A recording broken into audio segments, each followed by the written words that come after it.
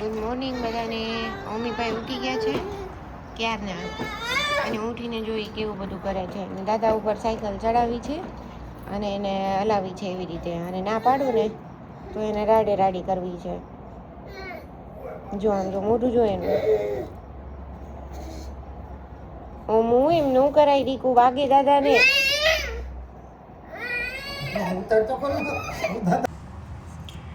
ઓમ ગયો તો દાદા ભેગો રમવા માટે નીચે આંટો મારવા. પહેલાં થોડી વાર રમ્યો, પછી હમણાંથી અઠવાડિયાથી ખબર નહીં એને ટીથિંગ પ્રોબ્લેમ છે શું છે, એટલે જમતો નથી બરાબર.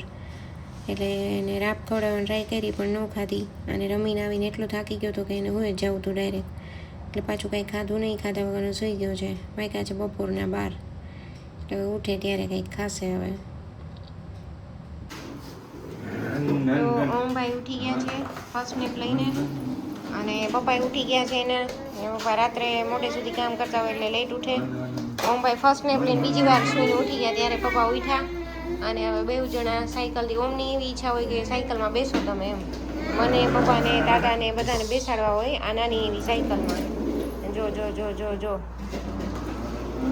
હજુ જમાઈને બાકી છે. આઈ થિંક એને ટીથિંગ થાય છે એટલે ખબર નહીં, એને જમવું નથી, કંઈ જ નથી જમવું. સવારનું એને લગભગ એક ખજૂર ખાધો હતો અને બાકીનું થોડી સેવ ખાધી હતી, બાકી કંઈ ખાધું નથી. અત્યારે વાગ્યા બપોરના 2.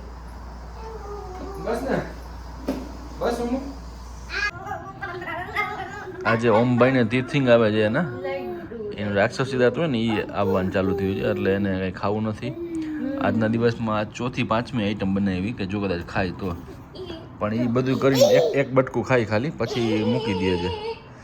એને હવે દાંતમાં ઠંડી ઠંડી વસ્તુ ખાવાની વધારે ઈચ્છા છે, પણ તોય નથી એના જેવી. દહીં ખાવાનું બંધ કરી નાખ્યું છે, કે રોટી નથી ખાવી, ચૂરમું નથી ખાવું, ભાતના ઘી ગોળ નથી ખાવા. તો પછી ઓમભાઈ સાંજે પછી પાછો સૂઈ ગયો હતો, કેમ કે બપોરે થોડીક વાર જ સૂતો હતો. પછી ઉઠીને નાસ્તો પાણી કર્યા અને જમ્યા. અને ઓમભાઈએ થોડુંક એનો નાસ્તો કર્યો, અમે લોકો જમ્યા. જમીન પછી હવે અમે આવ્યા છીએ સ્ટોરમાં. આ છે અમારો સ્ટોર. આજે સન્ડે છે. બટું જોતું છે?